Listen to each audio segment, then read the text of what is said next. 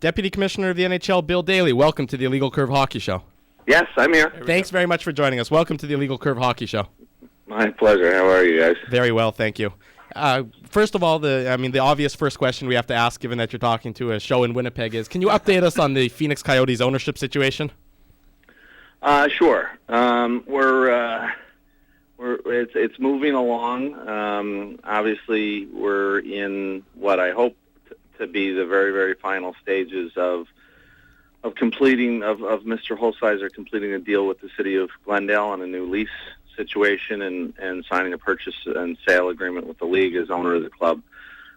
So everything, last I heard, which was probably yesterday afternoon, everything continues to be on course, and we hope for a timely transition, hopefully before the end of the calendar year. Commissioner Daly, I asked this next question with all due respect. Deputy Commissioner Daly asked the question with all due respect. Gary's going to get a little bit... Sorry, I have usurping Commissioner Bettman already this morning. What evidence is there? And I know that the Coyotes have had their ownership struggles the last number of years, but when they first moved to Phoenix, it can be said that they had a fairly stable ownership situation. What evidence is there that even with the stable ownership of Mr. Holsizer, if it comes to that, what evidence is there that this team can be financially successful in the Phoenix market? Well, I think I'd point to two things. One is the demographics of the Phoenix market and how many people are there, how many transplanted Northerners are there, how many people vacation there. So the bottom line is in the Phoenix metropolitan area, you have a lot of potential fans to draw from. Secondly, if you go back and you look at when that team was first in Phoenix, actually did quite well. It sold out every game for the first 4 years it was there at American Airlines West Arena. And then due to a variety of factors, including ownership and stability, as you pointed out, but also team performance, where it went through a period of probably 8 years where it didn't make the playoffs. You made the playoffs only once.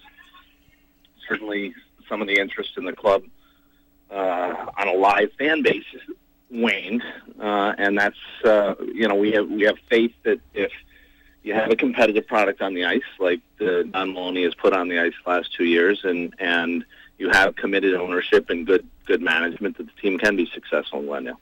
Bill, going to shift a little bit away from Phoenix, and you mentioned there are certain positives about the market, and you can point to maybe the Cardinals' success and selling out those games, and obviously the Phoenix Suns being a very successful basketball team in the market, having some successful sports franchises. But maybe shift over to Atlanta, where many successful sports franchises, even in that market, which basketball and football and baseball, which are more natural sports in that area. Even those successful franchises haven't sold out. Is that a big concern for the NHL, that even in there's not as much of a potential in a market like Atlanta as say there is in Phoenix? Well, I would acknowledge that Atlanta historically has been a very, very difficult sports market, and I can't exactly put my finger on it as to why that's been the case. But you make good points when you point to the fact that the Atlanta Braves make the playoffs 13 consecutive years in baseball, where it's a little more difficult to make the playoffs, and yet they have difficulty selling out their home playoff games, which you would think in most markets is unheard of. So Atlanta has proven to be a very difficult market. Having said that, I mean, certainly when the Thrashers, and I again point back to early success here, when the Thrashers were granted their franchise and expansion, they were under common ownership, and Ted Turner was one of the owners. Common ownership with the Hawks and the brand new building there at Phillips Arena, and they basically were using the Thrashers to sell tickets for the Hawks. So when packaged together, I mean, there is an interest for hockey in that marketplace. Again, it might be a situation where the building location isn't ideal in that market, and if it was built a little bit in a different location, again within the Atlanta metropolitan area, might be drawing better. But those are all issues that are important issues, and obviously the building's not moving. So we're going to have to look at the long-term prospects of that franchise, and if a determination is made it can't make it there or can't be successful there, then something will have to be done.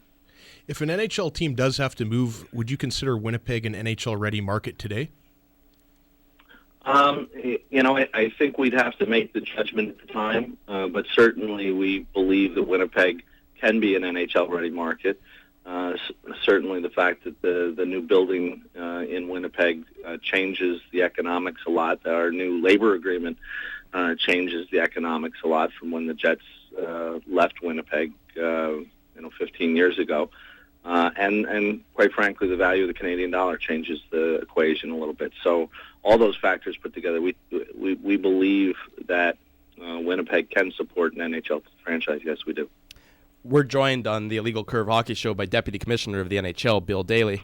Now, Mr. Daly, I want to transition a bit to an on-ice issue that there seems to be a disconnect between NHL executives and fans when it comes to the issue of on-ice suspensions for hits to the head, hits from behind, everything of that along those lines.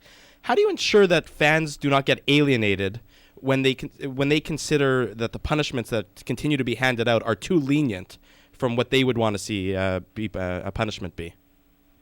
Well, I think you raise an important point. I think you obviously don't want to have a disconnect with your fans, but I think your generalization probably is too broad, and I wouldn't agree with as being accurate. I think there's a lot of disagreement on suspensions that are handed down, but I don't believe that it's as overwhelmingly in one direction as you do. I think we get as much criticism for being too harsh on suspensions as we do for getting too lenient. In a suspension situation, any suspension situation, particularly when you're dealing with the clubs who are the best advocates for the situation, nobody's ever going to be perfectly satisfied. And usually, when each side has issues or concerns, that means you probably wound up in about the right place. And I would say, I think Colin Campbell, takes his job very, very seriously. His view is he's enforcing the will of the managers and the owners in the league with respect to how the rules should be enforced and how voraciously it should be enforced. He canvasses a lot of people for input with respect to decisions he makes, and then ultimately he makes the final decision. But I think for the most part, over the 11, 12 years he's been doing the job, he's done a good job.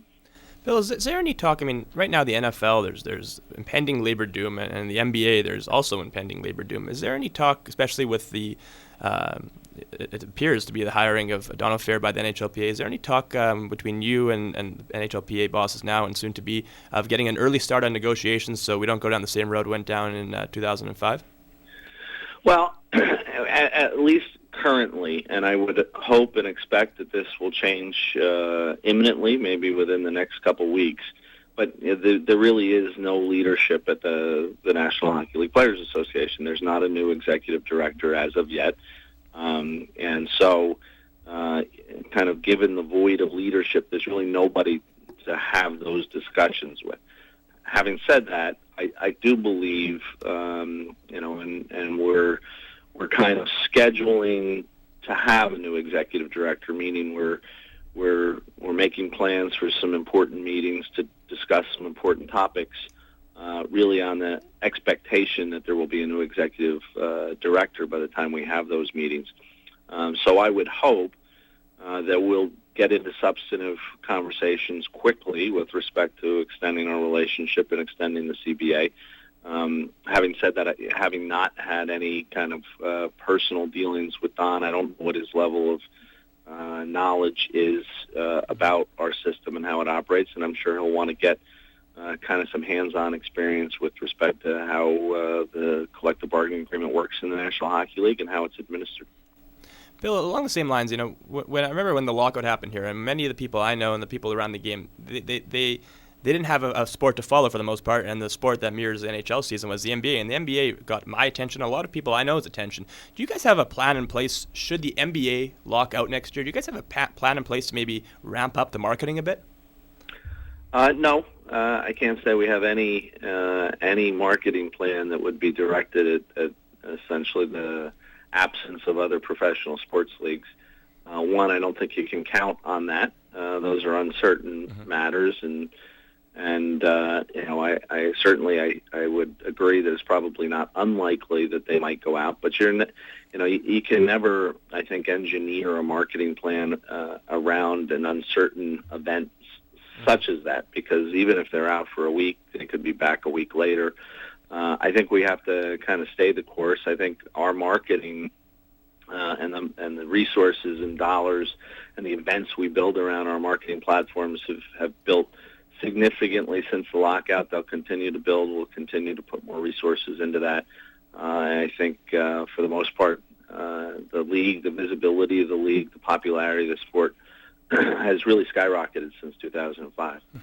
What is the NHL's feeling about returning to the Olympics in Sochi, Russia? And if so, and the NHL doesn't return, would the World Cup of Hockey be renewed? Well, I think they're two separate questions. I do anticipate, and one of the early things we'll talk to the Players Association about is a renewed schedule for the World Cup of Hockey. And I think one of the things that has every time we've run that event, organized that event, and operated and executed that event, it's been a successful event. It's been popular. People really are interested in best-on-best competition, national competition.